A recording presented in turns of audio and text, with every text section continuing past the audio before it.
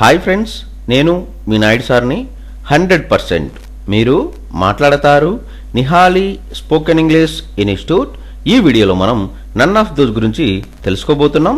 ఈ వీడియో కనుక మీకు నచ్చినట్లయితే లైక్ చేయండి, షేర్ చేసుకోండి. షేర్ చేసుకోవడం వల్ల ఎంతోమంది ఇంగ్లీష్ రాని వారికి నిహాలి స్పోకెన్ ఇంగ్లీష్ని పరిచయం చేసిన వారు అవుతారు. మీరు కనుక మన నిహాలి స్పోకెన్ ఇంగ్లీష్ని మొదటిసారి చూస్తూ ఉన్నట్లయితే తప్పకుండా సబ్స్క్రైబ్ చేసుకోండి. None of those.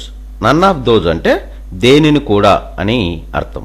None of దోజ్ను ఎలాంటి సందర్భాల్లో ఉపయోగిస్తాము అంటే మనం మాట్లాడే మాటల సందర్భాలలో చాలాసార్లు మనం దేనిని కూడా నిర్లక్ష్యం చేయను, దేనిని కూడా సపోర్ట్ చేయను, ఇలా చెప్పే సందర్భాలలో మనం నన్ ఆఫ్ దోజ్ను ఉపయోగిస్తాము. ఎగ్జాంపుల్ తీసుకున్నట్లయితే, none of my friends is lazy. నా స్నేహితులలో ఎవరు కూడా సోమరిగా లేరు. None of the 4 secretaries is talking bribes. ఆ 4 సెక్రటరీలలో ఎవరు కూడా లంచాలు తీసుకోవడం లేదు. I neglect none of those 4 chapters. నేను ఆ 4 చాప్టర్స్లలో దేనిని కూడా నిర్లక్ష్యం చేయను. We are supporting none of those 5 parties.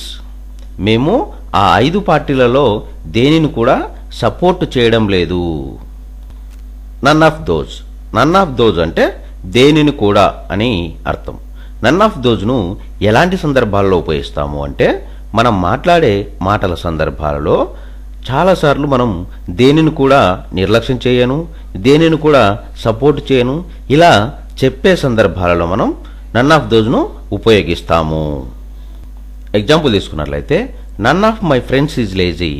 నా స్నేహితులలో ఎవరు కూడా సోమరిగా లేరు. None of the 4 secretaries is talking bribes.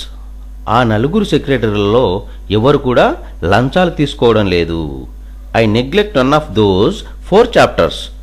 నేను ఆ 4 చాప్టర్స్లలో దేనిని కూడా నిర్లక్ష్యం చేయను. We are supporting none of those 5 parties. మేము ఆ 5 పార్టీలలో దేనిని కూడా సపోర్ట్ చేయడం లేదు.